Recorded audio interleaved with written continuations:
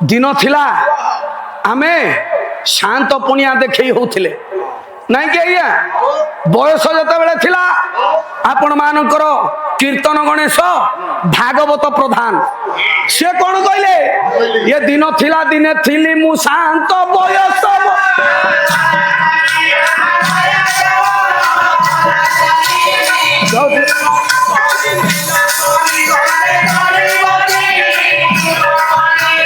आयुष दी परे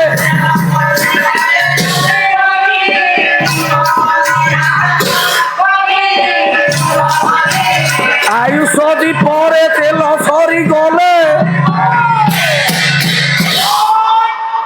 दिन थिला दिने थिली मु शांत बयस मो गला सरी बयस अच्छी ये रूप आज अच्छी आज्ञा काली की ये रूप नथिबो काली की जते बेले मा ये रूपटा नथिबो सेते बेले आ ये रूप को नहीं आमे गर्व करि परिबा की तेबे काहे की मिछटारे ये देहटा को नहीं आमे गर्व करिबा दिन थिला दिने थिली मु शांत बयस मो गला चली बयस चली गला वार्धक्य आसी गला जेतेबेले बयस थिला सेतेबेले आमे जहा को जहा कहउथिले समस्ते आम कथा को मानुथिले जेतेबेले बयस चली गला सेतेबेले आमको आ भल परिणति बयस रे पहुंचला परे पाटिरु दांत गुडाक खसी गला दांत जेतेबेले थिला आमे चिंता करूथले बाबू रे कंटा कंटा देखि टिके मटन आनी जेतेबेले दांत पड़ी गला पुओ को कहले पुओ रे आउ ये कंटा कंटा चोबई पारुनी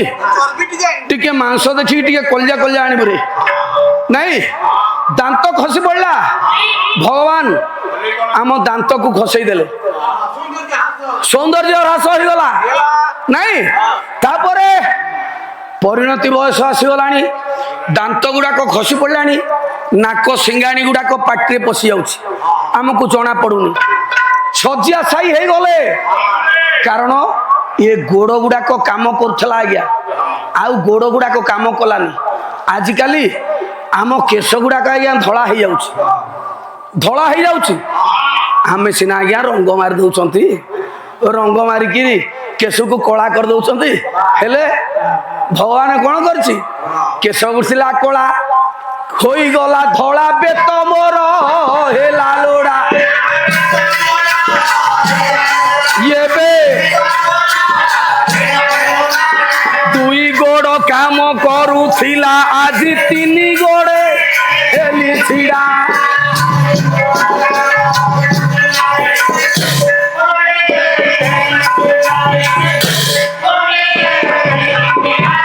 दुई गोड़ काम करूथिला एबे तीन गोड़े केश थिला कला होई गला धला धला हो गलानी केश परिणत बयस हो जाइछि दी गोड़टा काम करथला आ गोड़ काम कलानी धाई गिर पळौथले आउ काम कलानी शेष रे गोटाए बाड़ी धरिबा आसरा कले बाड़ी को धरिले बाड़ी को धरी चलवा आरंभ कले हेले कौन हम हाथ रे सिना बल थिला बोली बाड़ीटा को धरले हाथ रु भी बल खसीगला गोड़ काम करूनी कि हाथ भी काम करूनी चलवार शक्ति हरई बसिले शेष रे सजिया साई हे गले सजिया साई हे दिबा परे हेला कोन परिश्रा लागिले वस्त्र जाए तिंती बाहर को ये बे मोड़ी माड़ी होई सोई रही थी भी कोई रो केते बेले झाड़ा लगुछि केते बेले परिश्रा लगुछि आमे जानी पारु नाहंती वस्त्र खराब हे जाउछि पुओ बहु को डाकुछंती आलो झियो अरे पुओ कुआडे गलु अरे लुगाटा खराब हे गला रे ए लुगाटा टिके पलटेई दे केते दिन सेवा करिवे बाप ये पुओ बहु सेवा करी करी थकी पड़िले सेवा करी करी थकी पड़िबा परे चिंता करिवे आज्ञा कथा अछि नीति मळु को सेवा मिलेनी नीति भिकारी की भिक मिलेनी ना नीति रोगी की सेवा मिलेनी ଦୈନିକ ଯିଏ ରୋଗରେ ପଡ଼ିବ ତାକୁ କେତେ ଦିନ ଜଣେ ସେବା କରିବ? ସେବା କରି କରି ଥକି ପଡ଼ିବା ପରେ ପୁଅ ବୋହୁ ଚିନ୍ତା କରିବେ ଗୋଟାଏ କଥା, ପୁଟୁରୁ ପାଟିରେ ହେବେ। ବୁଢ଼ା ବୁଢ଼ୀ କି ବୁଢ଼ୀ କାନରେ ବାଜୁଥବ କଥାଟା, ସଭିଏ କହିବେ ମରୁ ନାହିଁ ଅଛି ଆମକୁ ମା।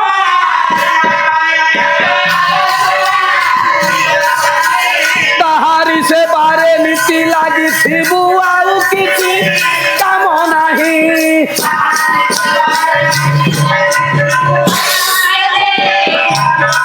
ଏବେ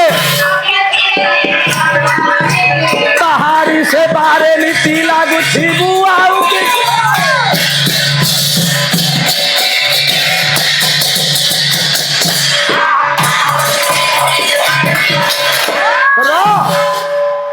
ସମସ୍ତେ ଚିନ୍ତା କରିବେ ଇଏ ଯଦି ମରିଯାଆନ୍ତା ଆମେ ଟିକେ ଶାନ୍ତି ପାଆନ୍ତେ। ହେଲେ କଣ ହବ ଆଜ୍ଞା?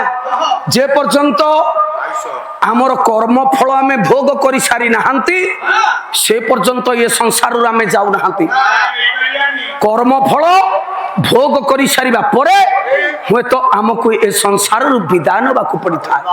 ତେବେ ଏ ଦେହଟା ଦିନ ଆସିବ ଆଜ୍ଞା ମିଛ ହବ। କେତେବେଳେ ମିଛ ହବ ନା ଯୋଉଦିନ କଳିଯୁଗର ପରିସମାପ୍ତି ଘଟିବ।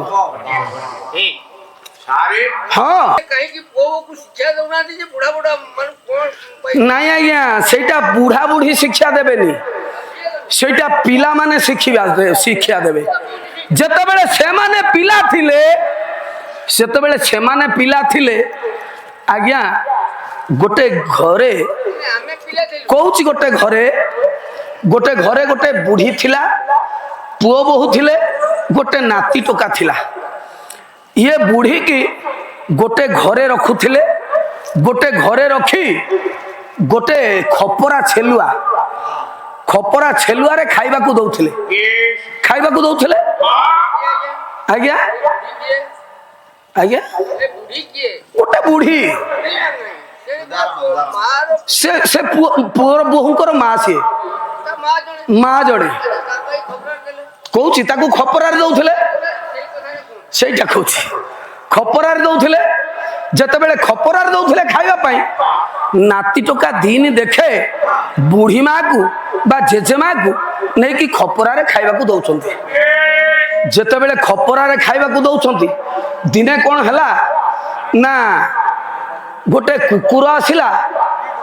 ଶୁଣନ୍ତୁ ଆଜ୍ଞା, ଦିନେ ଆସିଲା ଗୋଟେ କୁକୁର, ସେ ଖପରାଟାକୁ ଚାଟିଦେଲା। ଯେତେବେଳେ ଚାଟିଦେଲା, ଏହି ସମୟରେ କହିଲେ ଆରେ ଏଇ ଖପରାଟାକୁ ତ କୁକୁର ଚାଟିଦେଲା, କଣ କରିବା? ତାକୁ ନେଇକି ଗଲେ ଧୋଇଦେଲା ବେଳେ ଇଏ ଖପରାଟା ଚାକରାଣୀ ଥିଲା। ଚାକରାଣୀ କି କହିଲେ ଏ ଖପରାଟା ଟିକେ ନେଇ ଯା ଧୋଇ ଆଣିବୁ। ଚାକରାଣୀ ନେଇକି ଯାଇଛି ଧୋଇବା ପାଇଁ। ଧୋଉ ଖପରାଟା ଭାଙ୍ଗିଗଲା। ଯେତେବେଳେ ଖପରାଟା ଭାଙ୍ଗିଗଲା, ଚାକରାଣୀ କି ବହୁତ ଜୋର ଗାଳିଗୁଲଜ କଲେ। ଆଉ ଖଣ୍ଡେ ଖପରା ଆଣିକି ପହଞ୍ଚିଲେ। କହିଲା ମା, ଏ ଖପରାଟା କାହିଁକି ଆଣିଲୁ? ନା ଏଥିରେ ତ ବୁଢୀ ମା ପୁରା ଭାତ ଖାଉଛି, ଜେଜେମାକୁ ପୁରା ଖାଇବାକୁ ଦିଆ ହଉଛି। କହିଲା ମା, ଗୋଟେ କାମ କରିବୁ, ଏ ଖପରାଟାକୁ ଆଇତି କରିକି ରଖିବୁ। ନା କିରେ କାହିଁକି? ନା ତୁ ଯେତେବେଳେ ବୁଢୀ ହେଇଯିବୁ ସେ ଖପରା